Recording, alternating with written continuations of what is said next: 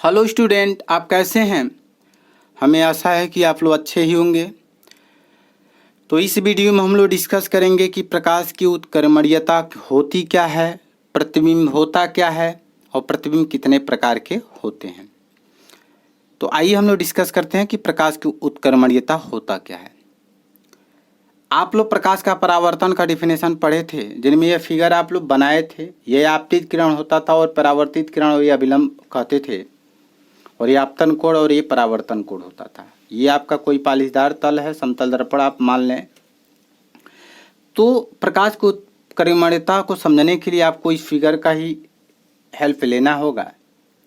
हम कल्पना करें कि प्रकाश के परावर्तन की घटना में यदि इस परावर्तित किरण को आपतित किरण मान लें, इस परावर्तित किरण को क्या आपतित किरण मान लें, तो यह जो आपतित किरण होगी वह परावर्तित किरण के तरह से व्यवहार करेगी।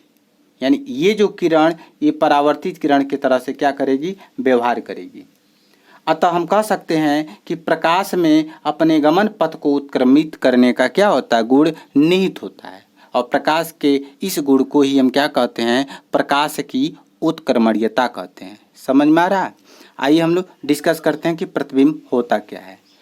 इमेज, तो प्रतिबिंब का डिफिनेशन और अच्छे ढंग से आपको तब समझ में आएगा जब आप जान लेंगे कि किसी भी वस्तु के प्रतिबिंब का किरण आरेख खींचने के लिए हम किन नियमों का यूज करते हैं, प्रयोग करते हैं। नियम के साथ साथ हम विभिन्न वस्तुओं का हम क्या करेंगे, प्रतिबिंब का किरण आरेख खींचेंगे। यदि वस्तु मान लीजिए अनंत पर हो, फिर मान लें वस्तु कहाँ हो, अनंत वक्रता केंद्र के बीच में हो, वक्रता केंद्र पर हो। ऐसे हम 6-7 कंडीशन को पढ़ेंगे और देखेंगे भी, फिगर भी बना के आपको समझाएंगे कि प्रतिबिंब किस प्रकार से खींचा जाएगा किसी भी वस्तु के प्रतिबिंब का किरण आरेख। तो फिलहाल हम जाने कि प्रतिबिंब होता क्या है। तो किसी बिंदु वस्तु से चलने वाली प्रकाश की किरणें दर्पण से परावर्तन के पश्चात वास्तव में जिस बिंदु पर मिलती हैं या मिलती हुई प्रतीत होती हैं, तो इस बिंदु को हम उस बिंदु वस्तु का क्या कहते हैं, प्रतिबिंब कहते हैं। फिलहाल आप कुछ समय के लिए इस प्रतिबिंब का डिफिनेशन आप लोग याद रखें। और हम जब किसी भी वस्तु के प्रतिबिंब का किरण आरेख खींचेंगे तो किस प्रकार से खींचेंगे, वहाँ जब खींचेंगे तो आपको और क्लियर से इस प्रतिबिंब का डिफिनेशन समझ में आ जाएगा। ठीक है, तो एक बार और हम रिपीट कर देते हैं कि प्रतिबिंब होता क्या है। आप एक तरह से ऐसे समझिए, मान लें किसी वस्तु को हम किसी दर्पण के सामने रख दें, किसी वस्तु को क्या करें, किसी दर्पण के सामने रख दें, तो दर्पण में क्या होगा, उस वस्तु का आकृति बन जाएगा, यानी उस वस्तु का आकृति उसमें दिखाई देगा। वही उस वस्तु का क्या कहलाता है, प्रतिबिंब कहलाता है।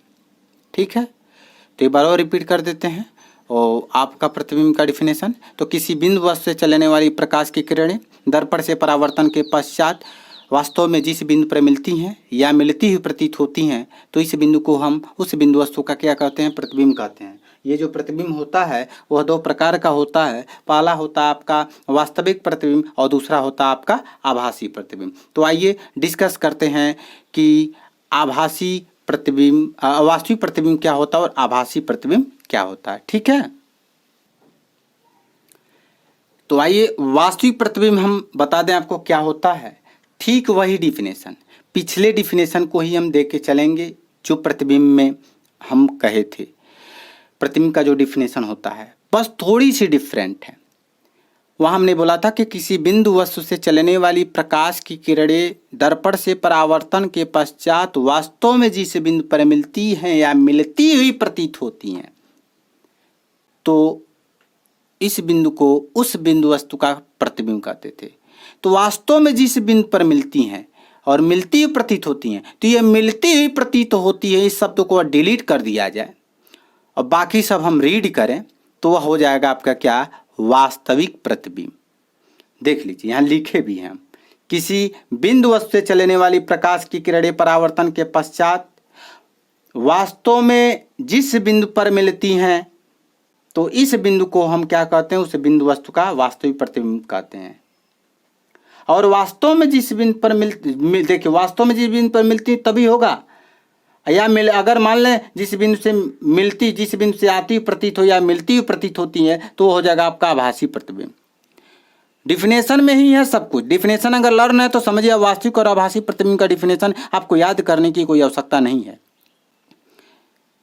तो मैंने बोला कि प्रतिबिंब का डिफिनेशन क्या है, तो किसी बिंदु वस्तु से चलने वाली प्रकाश की किरणें दर्पण से परावर्तन के पश्चात वास्तव में जिस बिंदु पर मिलती हैं, देखिएगा वास्तव में जिस बिंदु पर मिलती हैं और मिलती हुई प्रतीत होती, तो यह मिलती हुई प्रतीत होती है इस शब्द को अगर हम डिलीट कर दें तो क्या हो जाएगा, आपका वास्तविक प्रतिबिंब हो जाएगा। लेकिन अगर वास्तव में जिस बिंदु पर मिलती हैं, अगर इस शब्द को डिलीट कर देंगे तो जो हमारा बचेगा वह हो जाएगा आपका आभासी प्रतिबिंब का परिभाषा।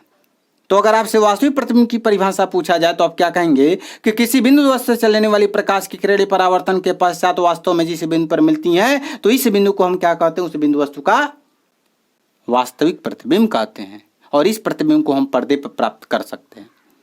जबकि आभासी प्रतिबिंब क्या होता है, तो किसी बिंदु वस्तु से चलने वाली प्रकाश की किरणें परावर्तन के पश्चात जिस बिंदु से आती हुई प्रतीत होती हो तो इस बिंदु को क्या कहते हैं, उस बिंदु वस्तु का आभासी प्रतिबिंब कहते हैं और इस प्रतिबिंब को हम पर्दे पर प्राप्त नहीं कर सकते हैं। ठीक है, तो इस वीडियो में बस हम लोग इतना ही डिस्कस करेंगे। अगले वीडियो में हम लोग एक नए टॉपिक के साथ आएंगे। तब तक के लिए जय हिंद, जय भारत।